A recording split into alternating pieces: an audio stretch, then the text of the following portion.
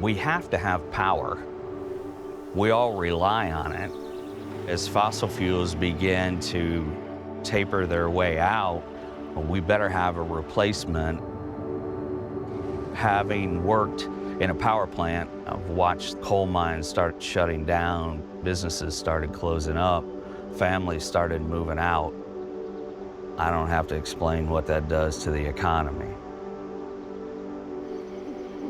My great-grandparents on both sides were farmers, and probably beyond that. It's in our blood. I was interested in the idea of regenerative farming. So much of our land is depleted. It's all the big challenge. In a couple of months, we'll be starting construction here in this location for the El Dorado Solar Project.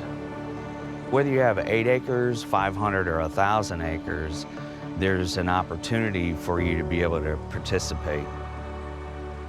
I actually got to be here at Prairie Creek for the moment that the substation closed in and we started getting power. That was really cool to see this go from nothing to something that will power homes and schools and communities here. We want to know what really works for the communities where we're building projects and do that in the best way that we can.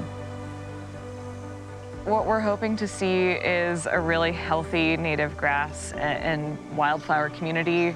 I hope that it's buzzing with the sound of bees. Probably a third of our total farm ground is gone to solar. I was very excited about using sheep to maintain the vegetation. Sol was very enthusiastic, and I had all this research and all these reasons, and they were like, "No, we don't need that. We're on board." One thing that I love about working for Sol is just the willingness to innovate and the willingness to take some risks.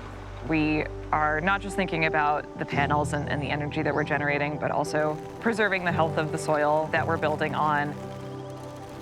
One person at the zoning meeting got up and said, "This will be great for the ground because we're depleting our soil, and in 25, 30 years, when they decommission, the soil will be much better." I've been able to help move this county up to where it has now a new vision, a new direction, and a new opportunity.